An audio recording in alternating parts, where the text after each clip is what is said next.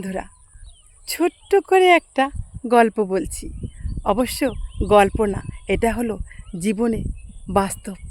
তো হয়েছে কি, এক পিতা সারা জীবন সন্তানকে মানুষ করেছে।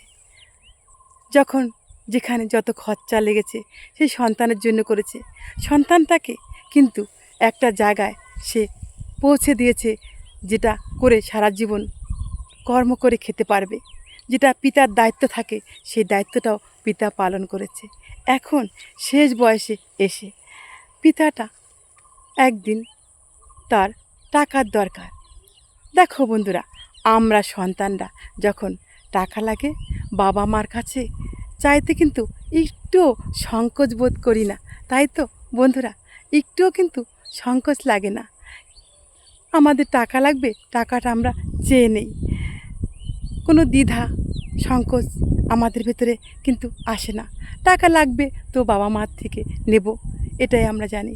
কিন্তু একটা বাবা মা যখন টাকা লাগে, তখন সেই বাবা মা কিন্তু সন্তানের কাছে চাইতে দ্বিধাবোধ করে। কারণ সেই সন্তানকে সে ছোটোবেলা থেকে বড় অবধি খরচা করে এসেছে, আর আজ হুট করে টাকা চাইতে গেলে তার কিন্তু বিবেকে বাধে।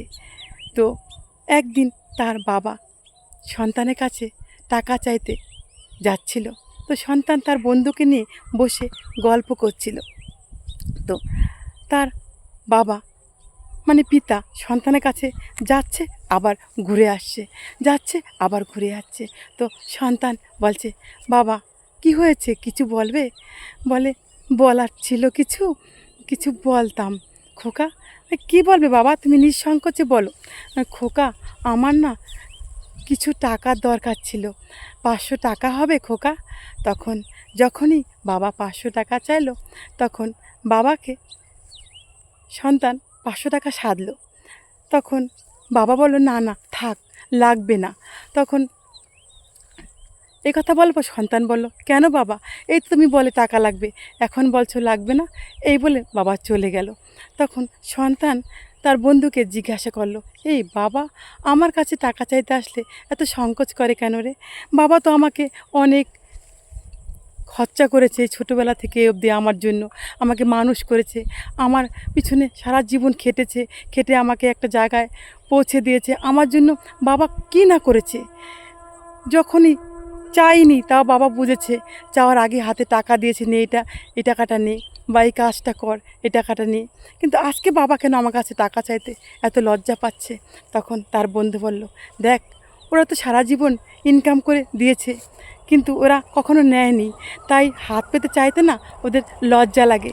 তুই একটা কাজ কর, তোর বাবাকে অন্য কোনো উপায়ে টাকা দে, কারণ যখনই তার টাকার প্রয়োজন হয় তখনই তোর কাছে টাকা চাইতে তার লজ্জা লাগে। তাই এরকম একটা কোনো ভাবে টাকা তো বাবার কাছে দিয়ে, যে তোর বাবার দরকার হলেই সেখান থেকে টাকাটা নিতে পারবে। তো তখন ছেলেটা বুদ্ধি করে বাবাকে বলল যে, বাবা এই নাও 1 লাখ টাকা। বলছে, খোকা তুই আমাকে এত টাকা দিয়েছিস কেন? বলছে, নাও বাবা, এই টাকাটা তুমি খরচা করবে, যখন তোমার যেখানে লাগে তুমি খরচা করবে। তখন তার বাবা বলল, আমি এত টাকা দিয়ে কী করবো খোকা, তোর কাছে রেখে দে।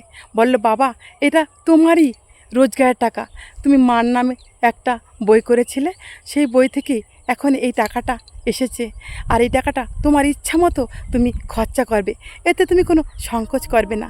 তো যখনই এই কথা বলল, বাবা কিন্তু আগে রাজি হয়নি। যখন এই কথাটা বলল, তখন বাবার হাতে টাকাটা দিল, আর বাবা কিন্তু অন্তর থেকে অনেক খুশি হলো। বাবা ভাবলো, আমার এখন যতই টাকা লাগুক আমার কারো কাছে চাইতে হবে না, আমি এখান থেকে খরচা করতে পারবো।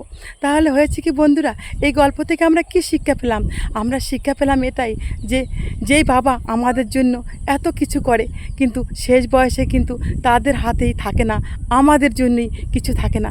আর সেই শেষ বয়সে তাদের কিছু যখন হাত খরচা লাগে, তখন এই সন্তানদেরই কিন্তু বুঝে দিতে হয়। আর সব বাবা মা না কষ্ট পায়, তাও সন্তানের কাছে টাকা হাত পেতে নিতে চায় না। এটা সন্তানকে একটু বুঝতে হবে।